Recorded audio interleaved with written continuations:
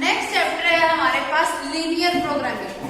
तो देखो linear programming chapter में हमारे पास होगा क्या, हमें ना कुछ स्टेटमेंट्स दी होंगी और ये स्टेटमेंट्स कैसे होंगी जिसको हमें इसको इक्वेशंस की फॉर्म में पहले कन्वर्ट करना होगा और फिर उस इक्वेशंस को सॉल्व करके हमें कोई एक सोल्यूशन फाइंड आउट करना होगा और वो जो एक कॉमन सोल्यूशन होगा ना वो हर एक इक्वेशन को सेटिस्फाई कर रहा होगा। ठीक है, वो कॉमन सोल्यूशन हर इक्वेशन को सेटिस्फाई करेगा। इसमें हमारे पास प्रॉब्लम्स आएंगी कैसे, देखो लीनियर प्रोग्रामिंग में हमारे पास प्रॉब्लम्स आएंगी कि जब हमें प्रॉफिट को मैक्सिमाइज करना हो या किसी कॉस्ट को हमें मिनिमाइज करना हो तो हम कॉस्ट को मिनिमाइज करेंगे, उसके लिए हमारे पास कोई एक अलग इक्वेशन बनेगी। देखो हमारे पास ना स्टेटमेंट में दिया होगा कि ना हमें कॉस्ट को मिनिमाइज करना है कि हमारा कम से कम खर्चा हो, ठीक है, और ज्यादा से ज्यादा हम चीज को खरीद सके। तो हम ना एक्स और वाई की हमारे पास कई अलग अलग वैल्यूज आएंगी और हम उन वैल्यूज को जो हमारे पास इक्वेशन होगी ना कॉस्ट की इक्वेशन, एक अलग से इक्वेशन बनी होगी कॉस्ट की इक्वेशन, उसमें हम एक्स और वाई की अलग अलग वैल्यूज को हम पुट कर करके देखेंगे। तो जिस पॉइंट पे आके हमारे पास कॉस्ट मिनिमम हो और ज्यादा से ज्यादा रिक्वायरमेंट्स कंप्लीट हो रही हो वो हमारे पास रिक्वायर्ड सोल्यूशन होगा। और वो जो सोल्यूशन होगा हम उसको शो किससे करेंगे, ग्राफ पे शो करेंगे। हमें ये जो पॉइंट्स मिलेंगे ना वो भी हमें यूजिंग ग्राफ ही मिलेंगे। और वो जो हमारे पास जैसे हमने 11th क्लास में किया था ना, हमारे पास लीनियर इनइक्वालिटीज का चैप्टर था, उसमें जो लास्ट एक्सरसाइज थी हमारे पास अलग अलग इक्वेशंस बनी हुई थी। सबसे पहले हमने किया क्या था, उन अलग अलग इक्वेशंस के ग्राफ लाइनिंग शो की थी उस ग्राफ के ऊपर। फिर हमने बताया था कि इसका ग्राफ नीचे की तरफ बनेगा या ऊपर की तरफ बनेगा, मतलब ओरिजिन को कंटेन करेगा या नहीं करेगा। फिर हमने उसका एक कॉमन सोल्यूशन निकाल लिया था। +1 में तो हमारा सिर्फ इतना था कि हमने वो कॉमन सोल्यूशन निकाल लिया। अब वो जो हमारा कॉमन सोल्यूशन निकला था ना कि अगर जैसे मान लो ये हमारे पास कोई एक्स एक्सिस है, ये हमारे पास कोई वाई एक्सिस है, मान लो एक लाइन कोई ऐसे थी, एक लाइन कोई ऐसे थी, एक ऐसे थी और एक ऐसे थी, मान लो ये था हमारा कॉमन सोल्यूशन। ठीक है, अगर ये कोई कॉमन सोल्यूशन था तो ये कोई पॉइंट हमें ए नाम देना है, ये कोई पॉइंट बी, ये कोई पॉइंट सी और ये कोई पॉइंट डी, कॉमन सोल्यूशन जो है उसको। फिर अब इस ए के हम कोऑर्डिनेट्स बताएंगे एक्स एक्सिस के अकॉर्डिंग और वाई एक्सिस के अकॉर्डिंग, क्योंकि हमने ग्राफ तो उन्हीं के अकॉर्डिंग ड्रॉ किया होगा। तो हमारे पास कोऑर्डिनेट्स हमें पता होंगे ए के, बी के, सी के, डी के। अगर ना पता चल रहे हो तो इन दोनों लाइनों का कोई इंटरसेक्शन पॉइंट ऑफ इंटरसेक्शन निकाल के भी हमें ए पॉइंट के कोऑर्डिनेट पता चल जाएंगे। इन दोनों लाइनों का पॉइंट ऑफ इंटरसेक्शन से मुझे बी के कोऑर्डिनेट पता चलेंगे, सेम उसी तरीके से सी के, सेम उसी तरीके से डी के। वैसे तो हमें जनरली ग्राफ से ही पता चल जाएंगे, हमें कुछ करने की जरूरत नहीं है। जिसका हमें पॉइंट निकालने में दिक्कत आ रही हो सिर्फ उसके लिए हम उस तरीके का यूज करेंगे। ठीक है, फिर जब हमारे पास ये ए बी सी डी चारों पॉइंट्स आ जाएंगे ना, इन चारों पॉइंट्स को जैसे मान लो मैंने कॉस्ट को मिनिमाइज वाले इक्वेशन की बात करी है ना इस सम के लिए, फिर वो जो मेरे पास मिनिमाइज कॉस्ट की जो इक्वेशन दे रखी होगी जिसको हम शो करेंगे जेड से, चाहे मिनिमाइज कॉस्ट हो चाहे मैक्सिमम प्रॉफिट हो, वो जो भी होगा हम उसको किससे शो करेंगे, जेड से। ठीक है, तो जो हमारा एक्स और वाई जेड की ना खुद की कोई फॉर्म दे रखी होगी, मान लो कुछ ऐसे ax प्लस by प्लस कुछ c या सिंपली ax प्लस by ऐसा भी हो सकता है। ठीक है, अब इस a पॉइंट को पहले हम इसमें पुट करके देखेंगे तो हमारे पास z की एक वैल्यू आ जाएगी। फिर हम इस b पॉइंट को भी इसमें पुट करके देखेंगे, c को भी और फिर d को भी। इन चारों पॉइंट्स को पुट करने पर मेरे पास z की 4 अलग अलग वैल्यूज आ जाएंगी। तो जिस पॉइंट पे आके मेरे को z मिनिमम मिलेगा वही मेरा रिक्वायर्ड सोल्यूशन होगा। और ये जो ग्राफ है ये वाला, इसको बोला जाता है, जो कॉमन सोल्यूशन का ये जो ग्राफ है ना इसको बोला जाता है ऑप्टिमल सोल्यूशन। ठीक है, इसको हम क्या बोलते हैं, ऑप्टिमल सोल्यूशन। और जिस पॉइंट पे आके मुझे वो कॉस्ट मिनिमाइज मिलेगी वो मेरे पास हो जाएंगी ऑप्टिमम वैल्यूज। ठीक है, उसको हम बोलेंगे ऑप्टिमम वैल्यूज। क्लियर? तो इस प्रॉब्लम्स की हेल्प से हम सोल्व कर सकते हैं कि अगर हमारे पास कभी हमने ट्रांसपोर्टेशन की कॉस्ट को मिनिमम करना हो या प्रोटीन बच्चों को ज्यादा मिले, ऐसी डाइट प्रॉब्लम्स आ जाए हमारे पास। ठीक है। तो ऐसे किसी भी चीज को हम सॉल्व कर सकते हैं। जिसमें मुझे मिनिमम करना है तो मिनिमम वैल्यू चूज करूंगी, जिससे मुझे मैक्सिमम करना है तो मैं मैक्सिमम वैल्यू को चूज करूंगी। आगे बात समझ क्लियर? तो अब देखो एक चीज और नोट करना, इसमें ना जो ये जो x और y होगा ना, क्योंकि इसमें हर जगह पे ये जो x और y होगा वो नंबर ऑफ यूनिट्स बता रहे होंगे कि हम कोई चीज कितनी क्वांटिटी में ले जाएं। तो x और y जो होगा ना इन सभी में हमेशा ग्रेटर देन इक्वल्स टू 0 होगा, क्योंकि किसी को अगर मुझे कोई चीज देनी है तो मैं 0 से लेस तो दे नहीं सकती। ज्यादा से ज्यादा मैं उसको क्या ले सकती हूँ, 0 ही ले सकती हूँ कि मैं उसको वो चीज दूं ही ना। ज्यादा से ज्यादा मैं सिर्फ इतना कर सकती हूँ। ऐसा तो नहीं हो सकता कि मैं उस क्वांटिटी की वैल्यू को मैं 0 से लेस कर दूं। तो जितने भी हमारे पास इसमें सॉल्यूशंस होंगे ना, उसमें जब हम इक्वेशंस बनाने लगेंगे, हमारे पास जो स्टेटमेंट दी होगी हम उसको इक्वेशन में कन्वर्ट करने लगेंगे, तो उन इक्वेशंस के साथ हमने ये चीज जरूर लिखनी है। क्यों? क्योंकि x और y मेरे को कोई ना कोई यूनिट्स बता रहे होंगे, मतलब कि मैं क्वांटिटी की बात कर रही हूँ कि मैं कितनी क्वांटिटी में वो चीज लेके चल रही हूँ। आगे बात समझ? तो जितनी भी मेरे पास इक्वेशंस बनेगी उसके साथ मुझे x और y greater than equals to 0 तो जरूर लिखना ही लिखना है हर समय, ठीक है। तो देखो इसमें हम इसको सॉल्व करते हैं, इसकी एक्सरसाइज के सम देखो। फर्स्ट सम क्या है हमारे पास, देखो फर्स्ट सम है हमारे पास, a decorative items dealer deals in only 2 items. कि ना एक डेकोरेटिव आइटम्स का डीलर है, वो सिर्फ 2 आइटम्स में डील करता है। देखो वैसे तो डेकोरेटिव का काफी सारा सामान होता है, लेकिन वो सिर्फ 2 तरीके का सामान बेचता है, ठीक है। कैसे है वो 2 तरीके का सामान, एक तो है वॉल हैंगिंग और दूसरा है आर्टिफिशियल प्लांट्स का, ठीक है। वो सिर्फ ये 2 सामान रखता है। ही हैज ₹15,000 टू इन्वेस्ट, उसके पास टोटल कितने पैसे इन्वेस्ट करने के लिए 15,000 रुपए।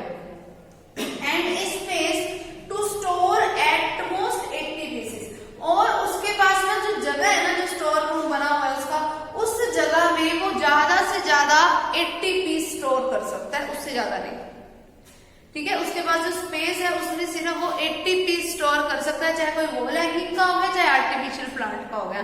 टोटल नंबर ऑफ पीस जो वो स्टोर कर सकता है वो हो गए हमारे पास 80 से ऊपर नहीं हो सकते, ठीक है। और सिर्फ उसके पास 15,000 रुपए इन्वेस्ट करने के लिए, इसका मतलब 15,000 से ऊपर भी वो इन्वेस्ट नहीं कर सकता। कम चाहे जितने मर्जी कर ले, लेकिन उससे ऊपर नहीं जा सकता, क्योंकि उसके पास है ही सिर्फ 15,000, तो वो ऊपर कहां जाएगा। ऐसा हो सकता है कि वो 14,000 लगा दे, बस उतना ही कर दे, ठीक है। कम कर सकता है लेकिन हम उससे ऊपर नहीं जाना। और सेम उसी तरीके से अगर उसके पास स्टोर रूम में मैक्सिमम कैपेसिटी 80 की है, तो मैं 80 से कम सामान रख सकती हूँ, उससे ज्यादा नहीं रख सकती। समझ आ गई बात? फिर a wall hanging cost him ₹300 and an artificial plant ₹150। एक वॉल हैंगिंग जो है वो 300 रुपए का पड़ता है, और एक जो हमारे पास आर्टिफिशियल प्लांट की कॉस्ट है वो है 150 रुपीज, ठीक है। ही can sell a wall hanging at a profit of ₹50। वो एक वॉल हैंगिंग को 50 रुपए के प्रॉफिट पे बेच सकता है, and an artificial plant at a profit of ₹18। और आर्टिफिशियल प्लांट में इसका प्रॉफिट कितना हो सकता है, 18 रुपीज। फिर assuming he can sell all the items that he buys, हम अगर ये अज्यूम कर लें कि वो जितनी चीजें उसने खरीदी उतनी ही आगे बेच भी सकता है। Formulate a linear programming problem in order to maximize the profit, मुझे प्रॉफिट को मैक्सिमाइज करना है। अब देखो मुझे नहीं पता कि उसने वॉल हैंगिंग कितने बनाए हैं या कितने खरीदे हैं, मुझे ये भी नहीं पता कि उसने आर्टिफिशियल प्लांट कितने ले रखे हैं, नहीं पता हमें इसके बारे में। तो सबसे पहली चीज हम जो अज्यूम करके चलेंगे वो होगा let total units of wall hanging, कि मान लो जो उसके पास टोटल वॉल हैंगिंग्स थे ना वो मैंने मान लिए x है, ठीक है। फिर total units of artificial plants मैंने मान लिए 1 यूनिट्स, यानी कि मैं क्वांटिटीज की बात कर रही हूँ कि मेरे पास x यूनिट्स तो है वॉल हैंगिंग्स के और y यूनिट्स जो है वो किसके हैं, आर्टिफिशियल प्लांट्स के। मुझे प्रॉफिट को मैक्सिमाइज करना है, फिर मैक्सिमाइज प्रॉफिट को मैंने मैंने किससे शो करना है, मैंने बताया था ना कि मुझे जब भी किसी चीज को मैक्सिमाइज या मिनिमाइज करना हो मैं किससे शो करूंगी, जेड से। प्रॉफिट को मैक्सिमाइज करना है तो मैंने प्रॉफिट को किससे शो कर दिया, जेड से। क्लियर? अब देखो मुझे बोला क्या था, प्रॉफिट को मैक्सिमाइज करना है और जो हमारे पास बॉल हैंगिंग है, एक बॉल हैंगिंग पे अगर 50 रुपए का प्रॉफिट हो रहा है, टोटल मेरे पास बॉल हैंगिंग कितने हैं, एक्स, तो उन एक्स आइटम्स पे टोटल प्रॉफिट कितने का हो गया, 50x का। अगर एक पे प्रॉफिट 50 रुपए का है तो एक्स आइटम्स में प्रॉफिट कितना होगा, 50x का। अगर एक पे प्रॉफिट हमारे पास 18 रुपीज का था एक आर्टिफिशियल प्लांट पे, तो टोटल वाई आइटम्स में प्रॉफिट कितने का हो जाएगा, 18y का। तो टोटल प्रॉफिट कितना हो गया, इन दोनों को ऐड कर दो। आगे बात समझ? अगर मान लो तुमने कोई चीज 8 रुपए में खरीदी है, तुम उसको 10 रुपए में बेच रहे हो, इट मींस कि तुम्हारे पास 2 रुपए का तुम्हारे पास प्रॉफिट हो रहा है। अगर मान लो वो तुम्हारे पास टोटल 5 चीजें थी तो 5 भी तुम 2 से मल्टीप्लाई करवाओगे ना प्रॉफिट निकालने के लिए। तो अगर मेरे पास x चीजें हैं तो प्रॉफिट इंटू में x लगा दिया मैंने। आगे बात समझ?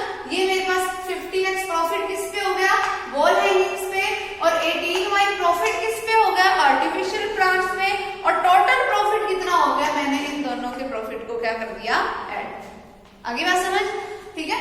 फिर हमें आगे इसमें क्या बोला था, जो हमें दे रखा था, देखो एक जो वॉल हैंगिंग है ना वो 300 रुपीज का पड़ता है, एक वॉल हैंगिंग 300 रुपीज का पड़ता है।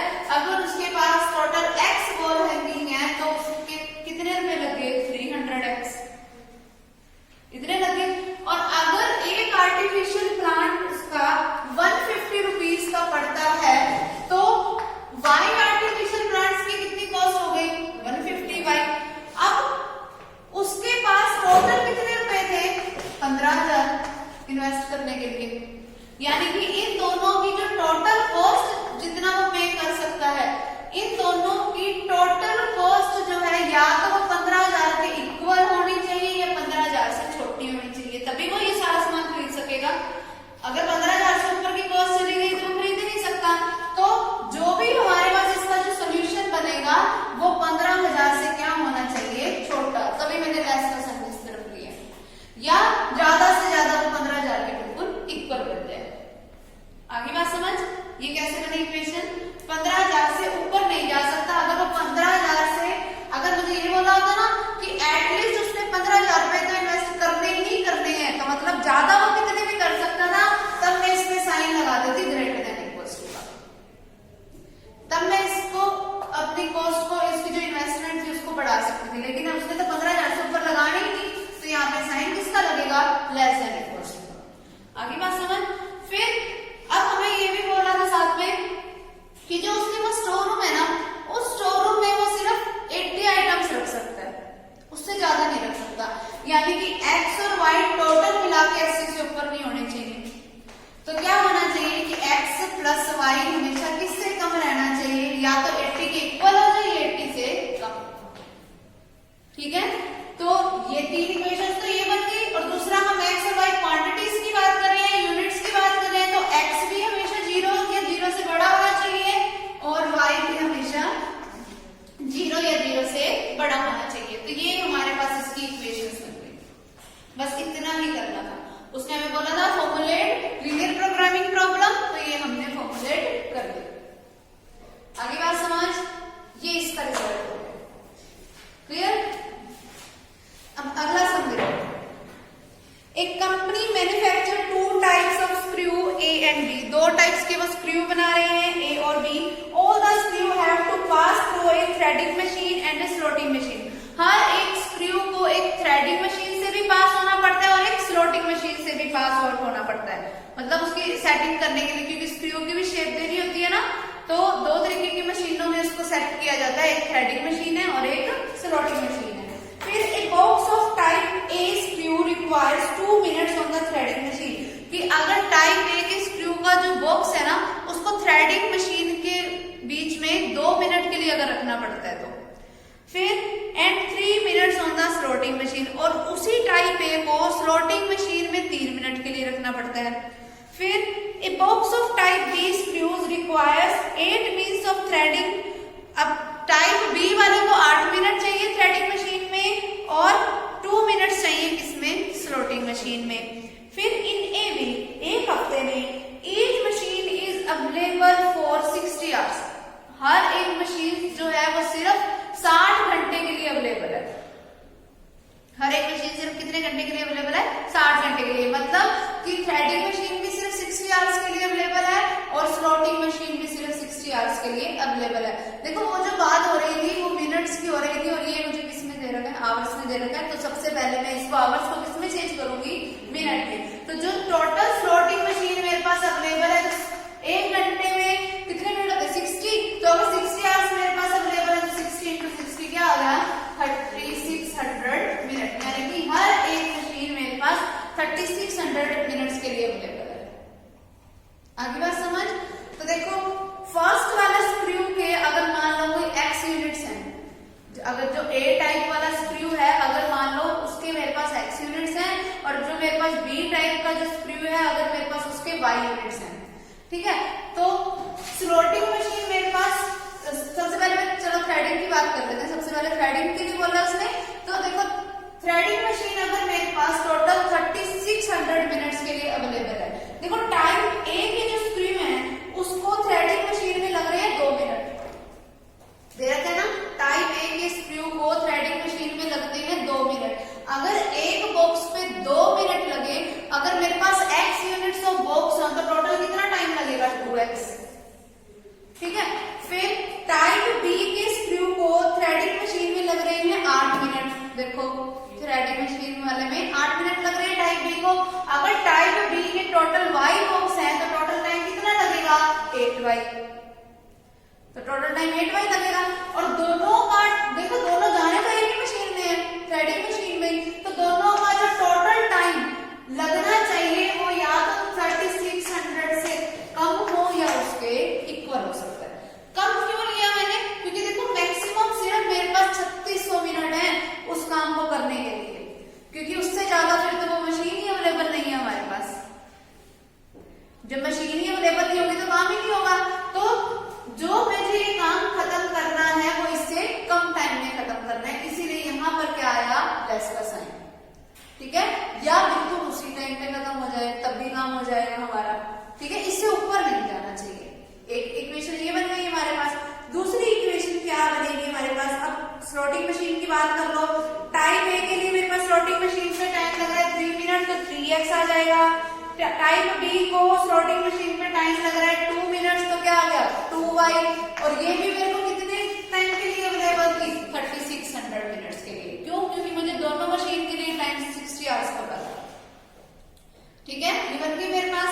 फिर आगे देखो और क्या बोला है, ऑन सेलिंग दीज स्क्रूज, इस स्क्रू को बेचने पे the company gets a profit of ₹100 per box on type A and ₹170 per box on type B screws. A type के स्क्रू पे टोटल उसको ₹100 का प्रॉफिट है, बी टाइप पे ₹170 का प्रॉफिट है। Formulate the problem as LPP given that the objective to maximize the profit. वो profit को मैक्सिमाइज करना चाहता है, यानी कि मेरे पास जेड क्या बचेगा, ए टाइप के स्क्रू पे प्रॉफिट कितने हैं, 100 का। अगर एक बॉक्स पे ₹100 का प्रॉफिट है तो एक्स बॉक्सेस पे प्रॉफिट कितना होगा, 100x का। अगर बी वाले के एक बॉक्स पे ₹170 का प्रॉफिट है तो y यूनिट्स पे प्रॉफिट कितने का हो जाएगा, 170y का। तो मेरे पास z क्या बन गया, टोटल। z किसको शो कर रहा है, प्रॉफिट को, ठीक है। तो वो क्या हो गया, 100x + 170y। और x और y दोनों क्या है, यूनिट्स की बात कर रहे हैं, तो x और y हमेशा क्या होंगे, > 0। तो ये मेरे पास सारी क्या बन गई, एलपीपी। क्लियर है। एलपीपी लिखते टाइम ये चीज हमेशा ध्यान रखना, जिसको मैक्सिमाइज और मिनिमाइज कर रहे हैं ना वो हमेशा पहले नंबर पे लिख देना। जिसको मैक्सिमाइज या मिनिमाइज करना हो वो हमेशा पहले लिखना। और ये जो हमारे पास लीनियर इनइक्वालिटीज बनी है, इनइक्वालिटीज पता है ना, जिसमें लेस देन या ग्रेटर देन का साइन है, जो हमारे पास ये जो लीनियर इनइक्वालिटीज बनी है वो नीचे लिखना, इसको सबसे एंड में लिख देना चाहिए, ठीक है। क्लियर। और इनको जो ये हमारे पास इक्वेशंस बनती है ना, जो हमारे पास ये एक्स और वाई की वैल्यूज जनरली जो आती है इतनी सारी, उसको हम बोलते हैं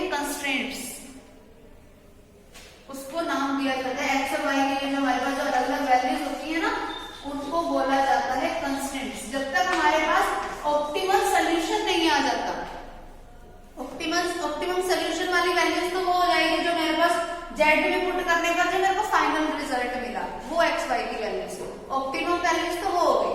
और जब तक अभी तक मेरे पास एक्स और वाई की 4 अलग अलग तरीके की वैल्यूज की बात हो रही है, तब तक ये क्या है, कंस्टेंट्स है। ठीक है, अभी समझ। अब अगला देखो, अगली एक्टिविटी बनाओ।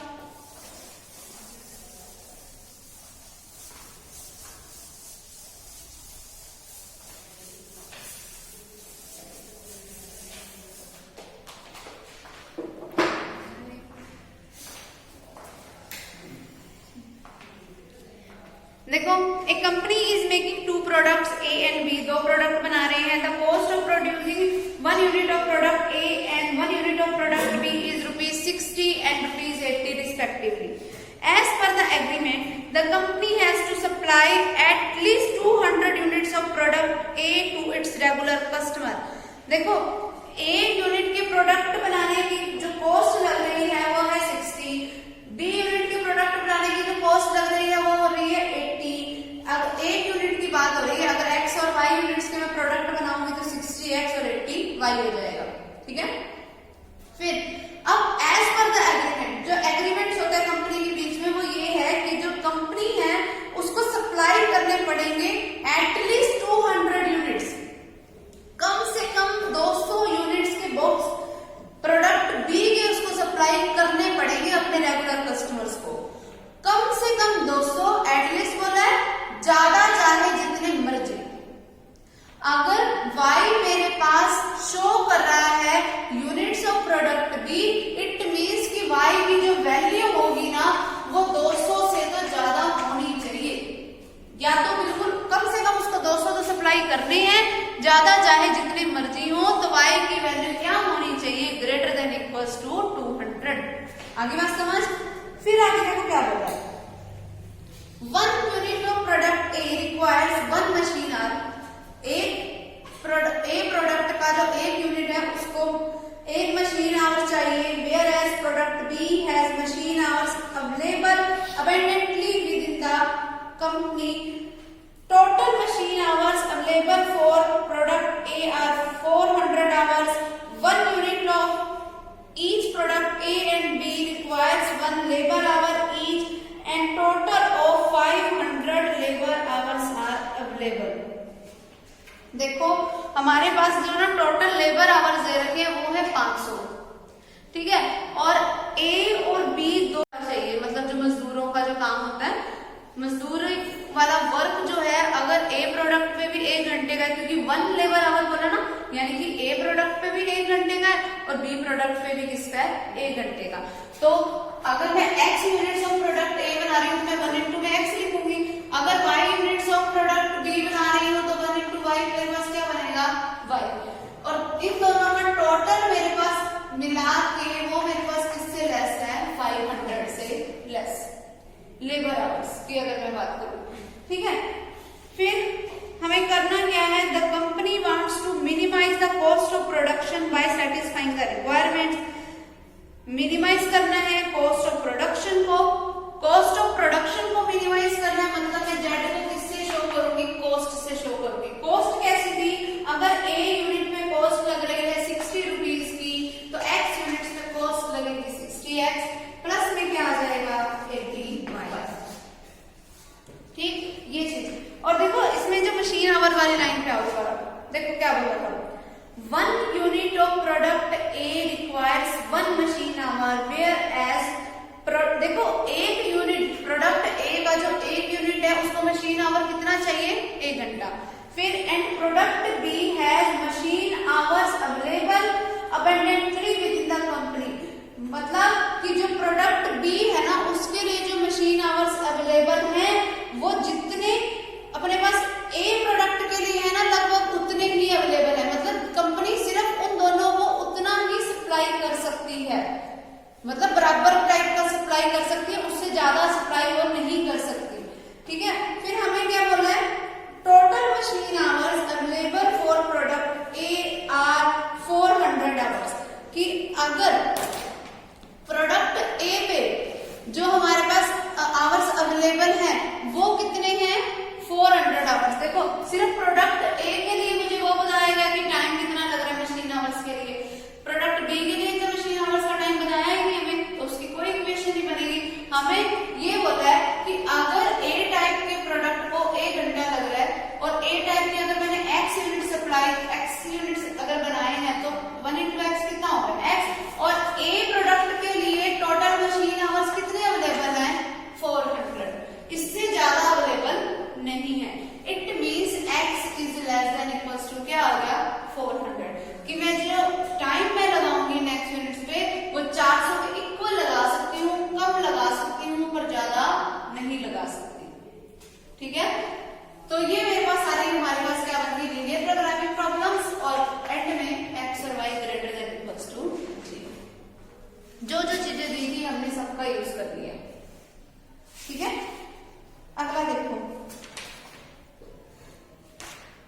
A firm manufactures two types of products A and B and sells them at a profit of ₹2 on type A and 3 on type B.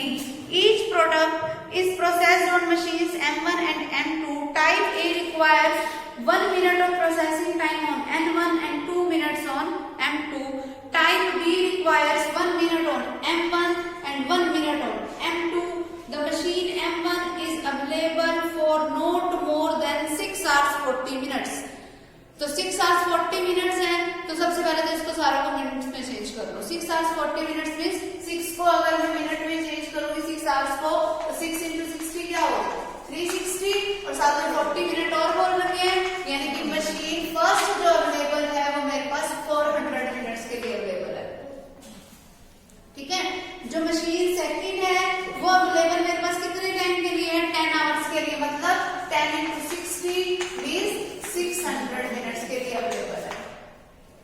ठीक है, फिर मुझे करना क्या है, टू मैक्सिमाइज द प्रॉफिट करना है, जेआरपी भी बनानी है मैंने, तो जेड मेरे पास क्या हो जाएगा, प्रॉफिट को मैक्सिमाइज करना है। तो अगर मैं x units of A type के प्रोडक्ट्स बना रही हूँ तो उसमें प्रॉफिट कितना होगा 2x प्लस में क्या आएगा 3y, तो जेड तो मेरा बन गया ये।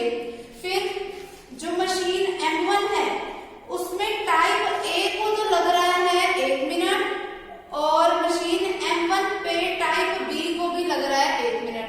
मशीन M1 मेरे पास टोटल अवेलेबल है 400 के लिए, तो क्या आएगा 1 into x plus 1 into y less than equals to 400।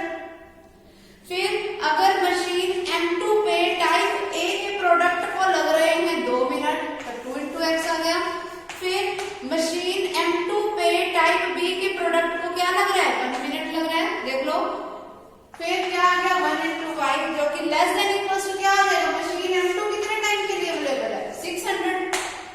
ठीक है, तो बस एंड में xy greater than equals to 0। ठीक है, ये हमारे एलपीटी वर्क की क्लियर। फिफ्थ सम देखो,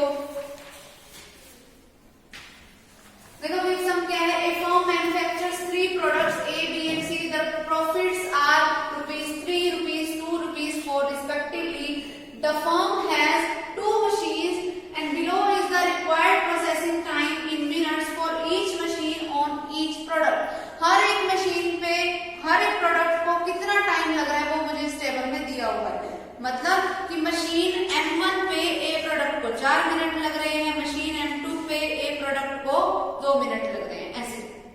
ठीक है, नीचे की तरफ आओगे ना, A प्रोडक्ट को मशीन M1 पे लगे 4 मिनट, A प्रोडक्ट को M2 पे लगे 2 मिनट, B प्रोडक्ट को M1 पे लगे 3 मिनट्स एंड M2 पे लगे 2 मिनट्स। ठीक है, इस तरीके से।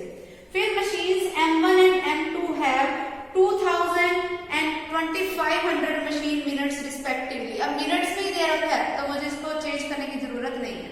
ठीक है, फिर the firm must manufacture 100 A's, 200 B's and 50 C's but not more than 150 A. Set up an linear programming problem to maximize the profit. मुझे प्रॉफिट को मैक्सिमाइज करना है। अब देखो 3 तरीके के हैं मेरे पास, अब A, B और C टाइप के प्रोडक्ट्स। जब मेरे पास सिर्फ A और B टाइप के प्रोडक्ट्स के तो मैं x यूनिट्स ऑफ A ले लेती थी, y यूनिट्स ऑफ B ले लेती थी।